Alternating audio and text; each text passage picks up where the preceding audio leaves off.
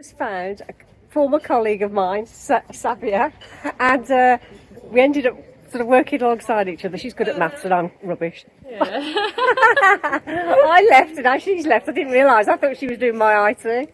But anyway, she's doing a great job taking all her friends round to nice places, aren't you, Sam? Yes, Sab's Travel and Tours. Sab's Travel and Tours, don't forget.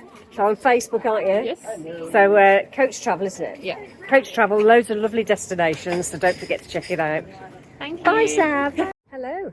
It's Saturday and I come to you from Stow-on-the-Wold.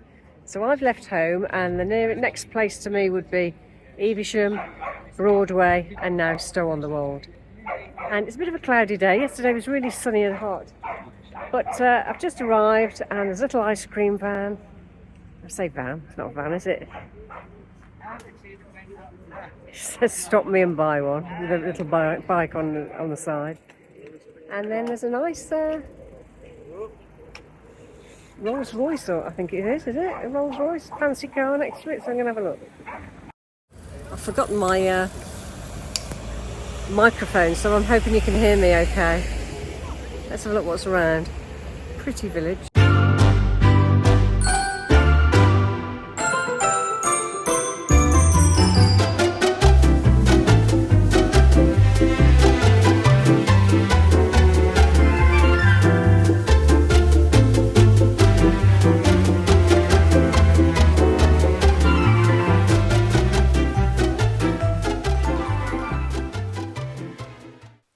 This is St Edward's Hall. It's a fine example of Victorian Gothic architecture, having been erected in 1877 to 1878 at a cost of £4,000. Today the building houses the library, the Visitors Information Centre, a collection of Civil War arms and armour and an upstairs hall which is home to a large collection of 17th century paintings.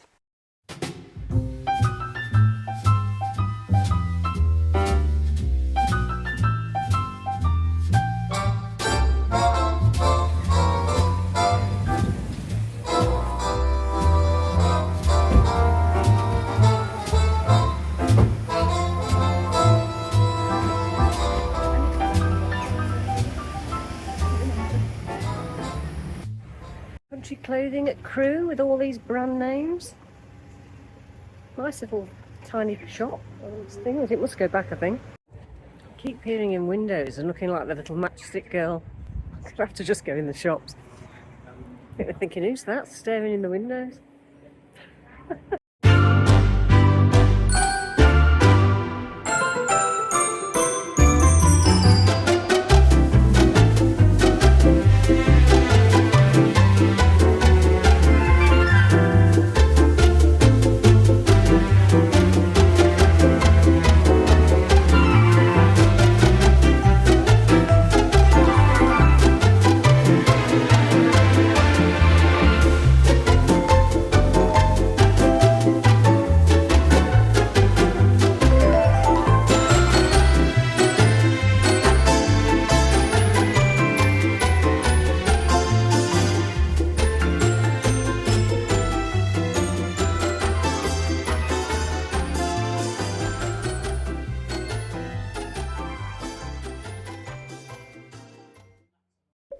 I actually bought the pink tablecloth, which you'll see now on the left, because I love this Indian print. And yeah, different sizes, all being sold for £15 each.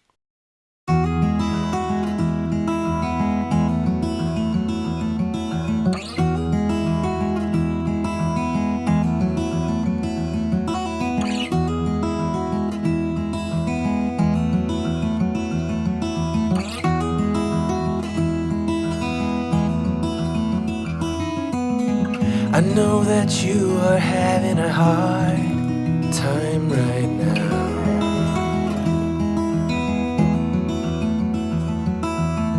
That everything seems to crumble around you.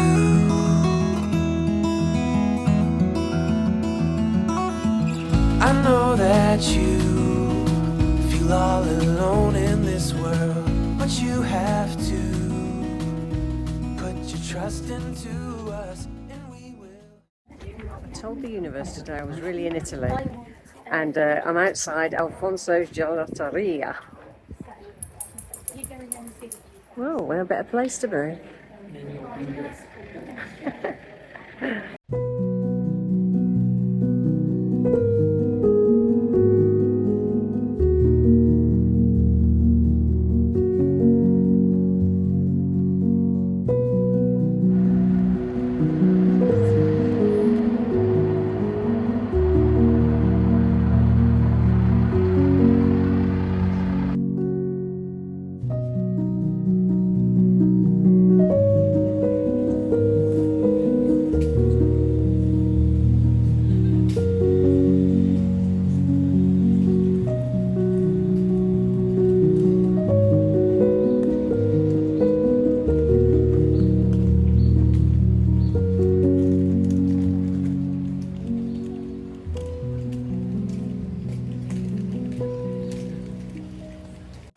This is Church Alley, and as you go down there's a church on the right and various back of shops, and some of them are being renovated, so there's all sorts of work going on by the looks of things.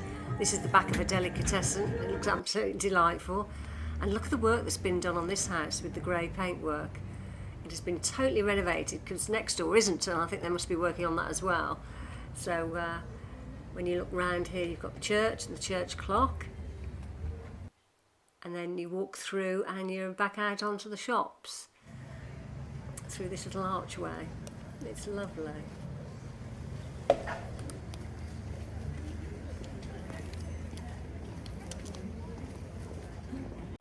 This is a gorgeous shop, all the sort of things that I like, and I ended up buying 2 soaps that look like lemons, and they're still really strong in their scent. They had apples that smelled of apples and strawberry soaps. And I do like soap. I find even if I have liquid soap on the side, I always tend to go for soap. I feel cleaner after soap. I don't know why, but anyway, a beautiful little shop with sweet little jars and trinkets and floral displays and cabinets. Absolutely lovely.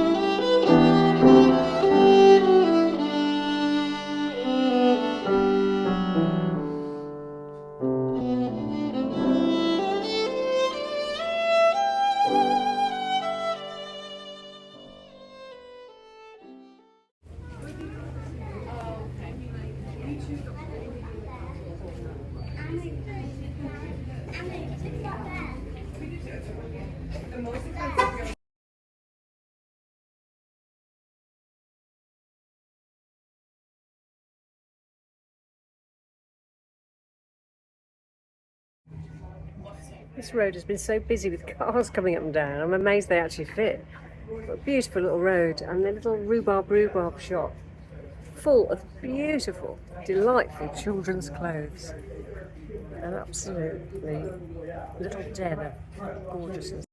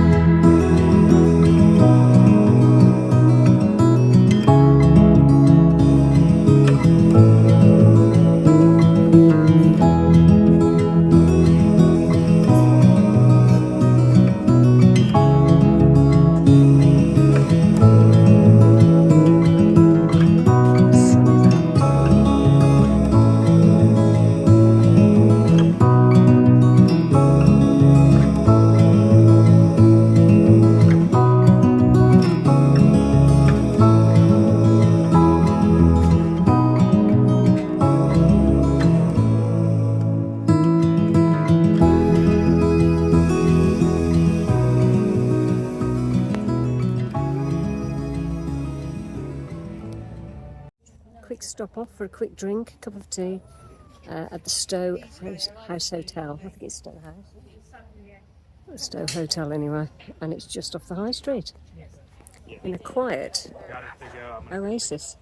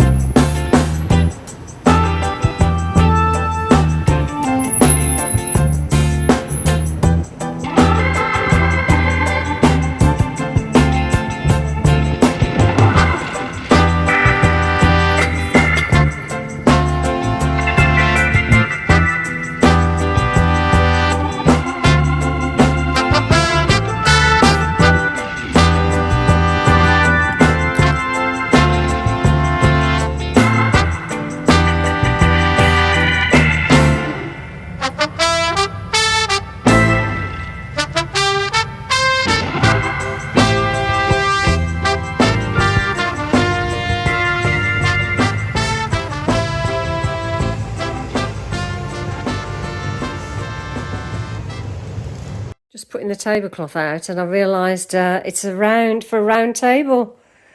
It didn't give two measurements, it only gave 178 centimetres. Oh my goodness. But anyway, I can cope with that if I put a white tablecloth underneath. It'll be fine.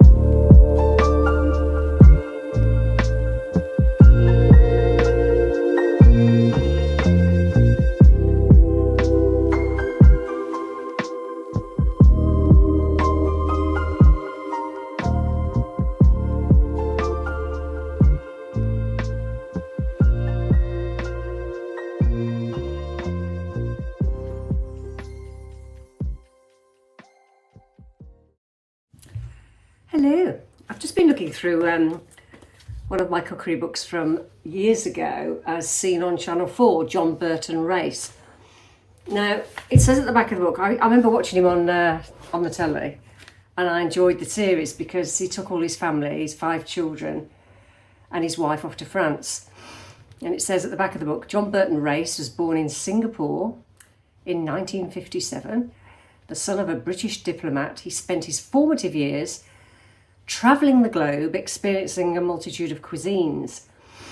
His family settled in Hampshire, and his journey to create the most beautiful food began there, and encompassed sous chef at Le Manoir aux Quatre Saisons in Oxford and head chef and manager of Le Petit Blanc in Oxford. And in 1986, John Burton Race opened a restaurant of his own, L'Ortolan in Berkshire, gaining and maintaining 2 Michelin stars from 86 to 2000. John opened the John Burton Race at the Landmark Hotel in Marylebone in London in 2000 and reclaimed not 1 but 2 Michelin stars within the first 5 years of trading. In 2002, leaving their life in London behind, John, his wife Kim, and family of 6 children, not 5, set off for southern France, embarking on a new life of personal discovery. So I remember watching the programme and loving, the French life. They got a little van and went round all the little areas, seeking out mushrooms and cherries and lovely things. And because I went into my cupboard yesterday, I found that I had some out-of-date dark chocolate. It says best before, so we're talking like 2023 and 2024 the chocolate is. 70% and 85% chocolate. So I thought, what can I do with it? So in here, he's got some little chocolate truffles that you mix with double cream and dust with cocoa powder. So that's what I'm going to do when I get the double cream. I've got to go to the shop now and get the cream. But I can't even find the page now. It's typical, that is. La-di-da. There we are. Simple chocolate truffles. And I think I attempted them about 25, 30 years ago with Dealey Smith. But what you need here is 400 grams of good quality dark chocolate, at least 75% cocoa solids, 20 grams of clear honey, 25 grams of unsalted butter diced, and 200 millilitres of double cream. And if you want to coat them with icing sugar, cocoa powder, or chopped toasted nuts. And it's a matter of mixing it all together. And it says here, it made me laugh, it says, you might want to, when you're putting the truffles into the little paper cases, what does it say? It says if you want to pipe the truffles, you must do so when the chocolate is still fluid. Line a baking sheet with greaseproof paper, then half fill the piping bag, fitted with a 2 centimetre nozzle with the truffle mixture, and carefully pipe into the little sheet truffles in each, like the size of a marble, a large marble. And it says alternatively, when the truffle mixture is just made, pour it into a glass bowl and put into the fridge to set. With a Parisian scoop or a melon baller, scoop out the truffles onto the baking sheet. Well, that's interesting because a neighbour of mine a few years ago knocked on my front door and said, "You're the sort of person that's got a melon baller." And I said, "Indeed I have," and opened my drawer, and he couldn't believe it. He said, "Nobody else I would think of would have a melon baller. Well, I have." So I can do that way, and then you get a nice smooth round little blob that you can roll later and dust. So I thought I'd attempt those. So I've got to go to the shop, get some double cream. If I'm sounding nasally, it's because the pink tablecloth that I bought yesterday from the Cotswolds in Stow-on-the-Wold was dusty, and it set me off all night coughing and sneezing. So I've had to hand wash it because I think those Indian cotton, I've read that they can sometimes shrink. So I hand washed it and it's out on the line drying. So it hasn't shrunk. So off to the shops we go. And I just thought I'd show you another nice little picture. I just came across a lovely lemon sponge he made. Oh, here we are. Look at that picture. Lemon cake.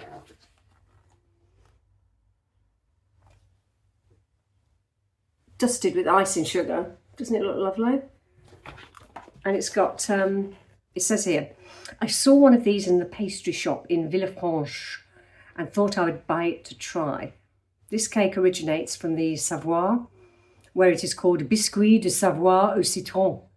It is a excuse me, it's virtually fat-free sponge, rather like a lemon sponge finger, and is very easy to make. Good to eat with a glass of champagne if you have some of your friends coming around for afternoon tea."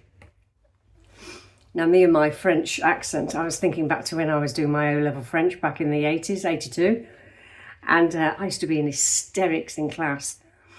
It doesn't go down well when you're sitting next to Brummies and you're saying, "Biscuit de Savoie au citron." As soon as somebody opened their mouth, I would go into hysterics, shaking silently, thinking my kidneys were going to burst. And I sounded Brummy on the last week's video when I was in Marks and Spencer, so I can't say anything. One minute I sound brummy, the next minute I sound like I'm from some Herefordshire farm round here. We go, oh, I don't know whether I like that. I said that the other day and it was just so funny how it came out of my mouth. My voice is going all over the place with different accents. But I think these days you learn on lots of headsets, which is so much better than having to suffer the kidney bursting routine of listening to Brummies trying to get French right. But anyway, I don't even know whether I've said that right now. Biscuit de savoir si tout. Do correct me if I'm wrong. Anyway, doesn't it look nice, that cake, despite the accent? Right, off we go to the shops to get some double cream. And I've already put £2 on this weekend, so do I really need truffles? Probably not, but hey, we're going to do them anyway. Just come back from the shop, only went in for cream. And it's one of them days where you just think, oh, I need some flour, I need some lunch, fruity Moroccan style couscous. It's really tasty, that is. I like my Sabra extra, hummus extra with the soft pine nuts on top. That's a really nice dip. This was on offer. Unhomogenised whole milk, organic Ayrshire. So that's not been mixed together. So you get the cream on the top. I've got some Dutchy peanut butter. Dark chocolate ginger pieces whenever I have a bit of a sweetness need, despite the fact I'm going to make these truffles. Butter, straw white bread flour from the Dutchy because they don't have any fertilisers put on the flour when it's growing the wheat. I picked up these as well, lemony runner bean tagliatelle. I might do that one at some point. And berry overnight oats. They've got some nice recipes. I've got some eggs. I love a Burford Brown. Very tasty eggs, the best ever. Even better than when I had my own hens. I got, for dinner, I decided to get some crispy duck. So you cook it for 40 minutes. Shred it and put it with your spring onions and your hoisin sauce. It comes with a little hoisin, but I've got some in the fridge. And some pancakes. And I've got some unwaxed lemons in case I do that lemon cake that I was talking about. So,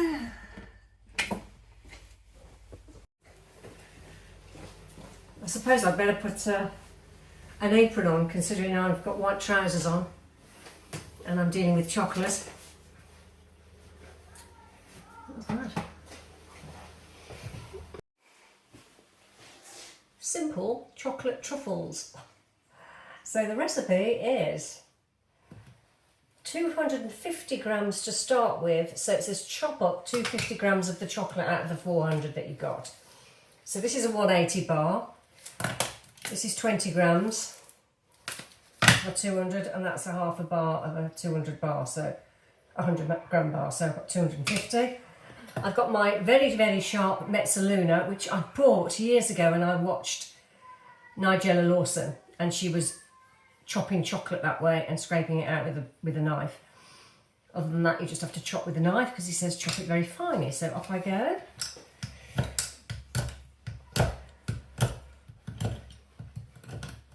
Just make sure you can see me.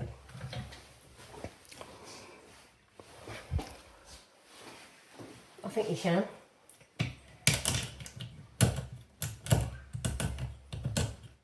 And I always keep this in a bag on the top of the cupboard. I don't put it in the kitchen drawer because it's the type of thing that you'd cut yourself on. But it just glides through the chocolate with ease. And it's called a Mezzaluna, you probably know, because Mezzaluna means half moon. It's got a double blade. Sometimes things get trapped inside, you just have to knock it out with a knife.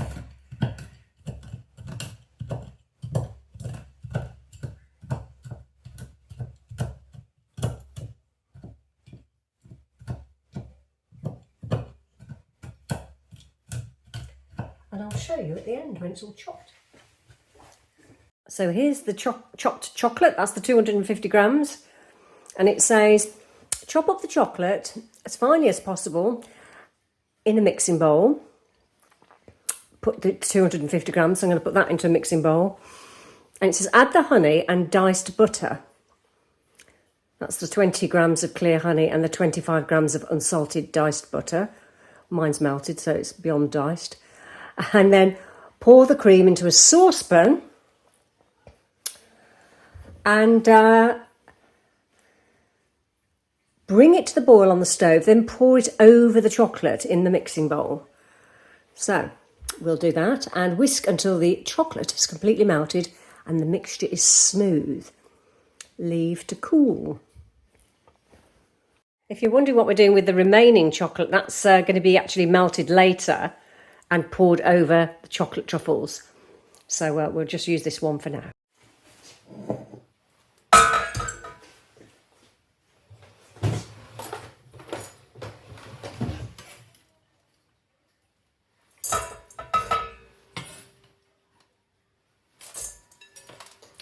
It'd be easy to do that.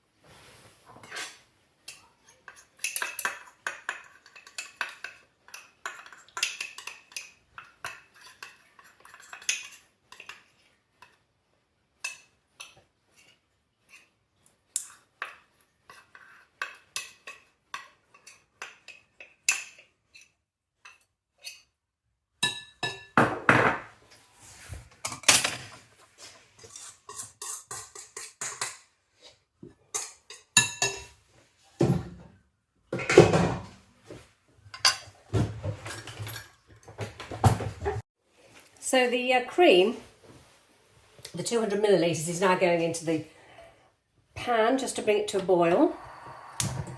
Slow heat.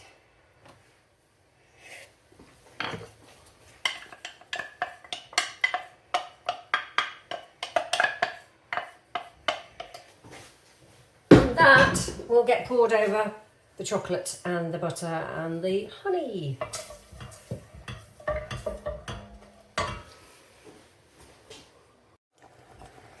Cream is boiling, so I'm going to pour it over the mixture.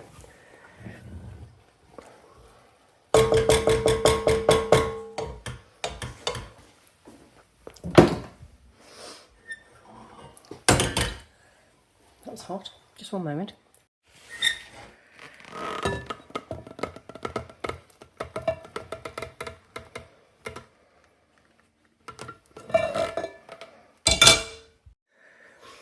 Now this is mixed.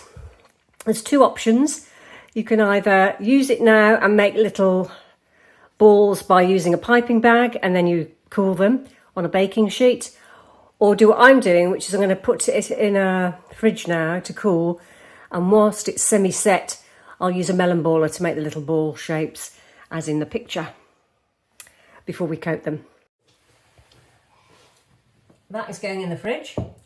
And the clean-up operation begins. I haven't got a team behind me. It's c'est moi. I think my mouth is covered in chocolate. My hands certainly are. It's one of those tasks that you know you're going to get chocolate everywhere, and I'm amazed I haven't got it up my arms because the whisk was going really fast. But anyway, we shall see what it turns out like in a bit. Just as an aside, before I melt some chocolate to go over the cooled pieces of chocolate in the fridge, I thought I'd show you what my son's going to wear at the Why Not Festival coming up in Derby. He's playing on the Sunday for half an hour and he's decided to wear this. Not bad, eh? Bright, I think they'll see him. They're all going to wear pink, I think.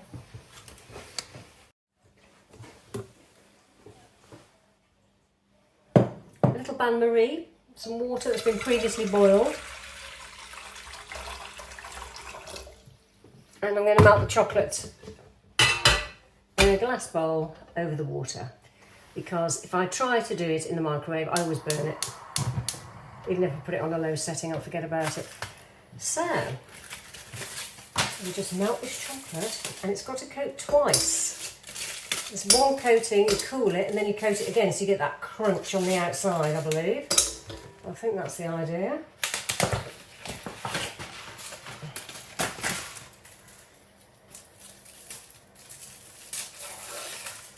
And the good thing about dark chocolate, it's got polyphenols, isn't it? Is that what it's got in? I think that's what it's got that's good for you. So there's less guilt attached. That's my theory anyway. So we'll melt that and then use my melon baller to ball up the cooled paste in the fridge.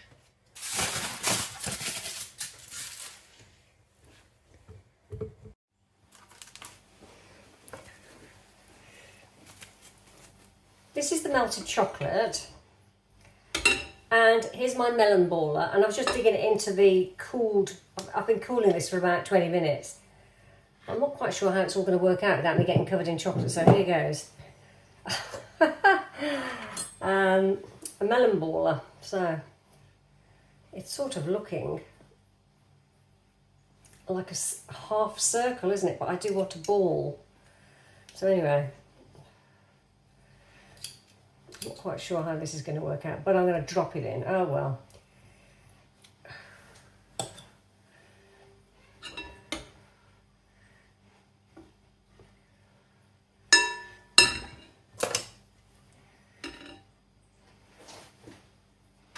And onto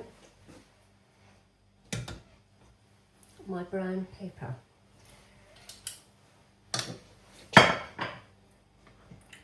going to have hundreds at this rate.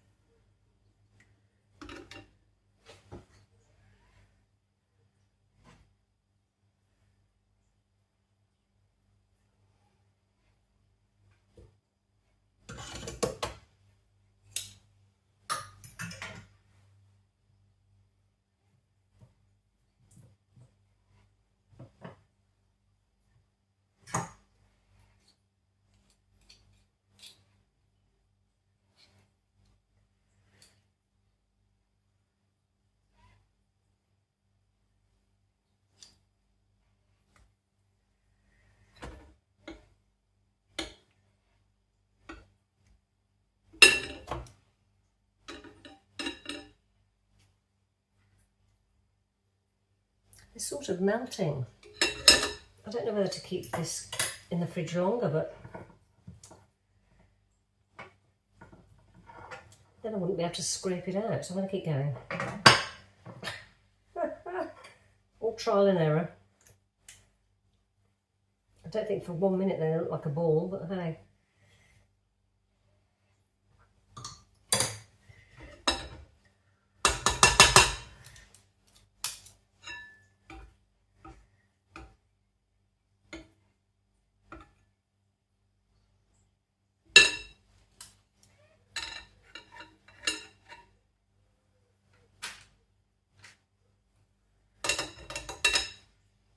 I think I'll cool it a bit longer and come back, and then I'll show you what I've done, because they are melting in the warm chocolate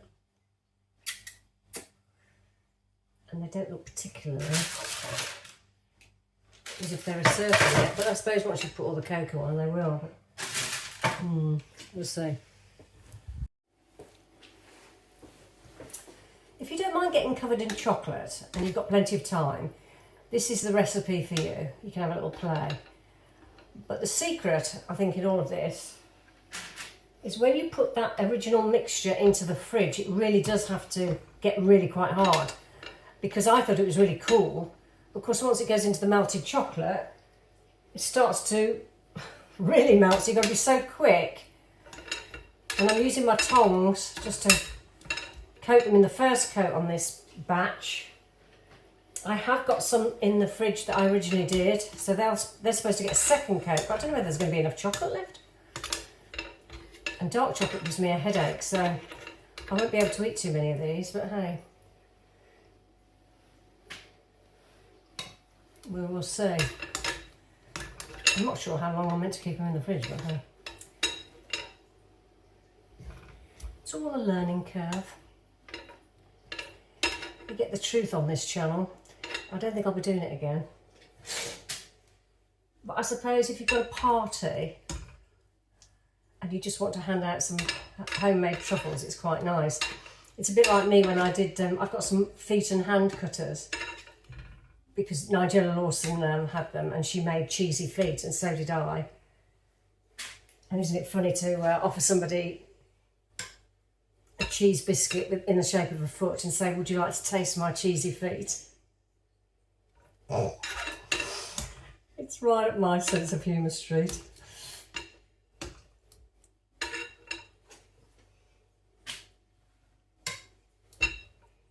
Particularly as I've studied reflexology.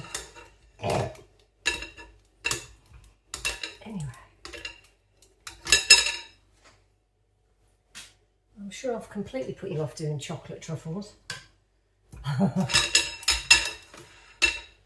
Let me know if you've made them in the comments, or are going to make them.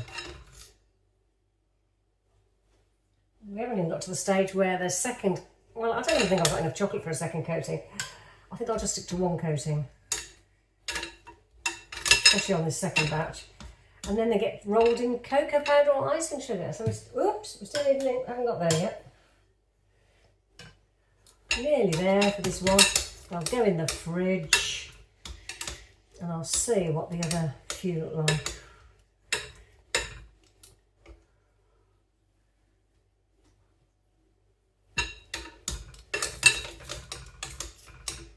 So much better with a set of tongs. He said get them out with a fork, but I was rolling around all over the place with a fork. Anyway. They're going to go in the fridge. These are the first set that have been already in the fridge for a little while, for about half an hour. And you can see that the chocolate is set. I will dip them into this again and just use the chocolate that I've got, but I don't think I'll double dip the others because I don't see that I've got enough. But anyway, let's have a go.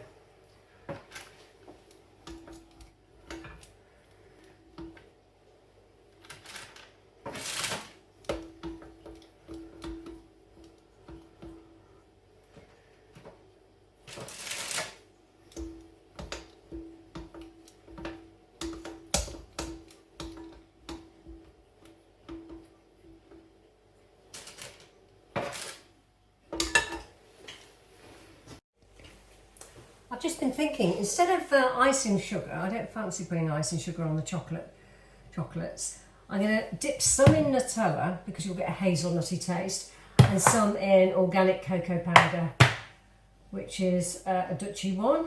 Any cocoa powder would do, I'm sure. And put them back in the fridge in their paper cases. I'm not quite sure how long you can keep them in the fridge for because they've got cream on, haven't they? So I suppose in a sealed container at some point. But anyway, that's what I shall do.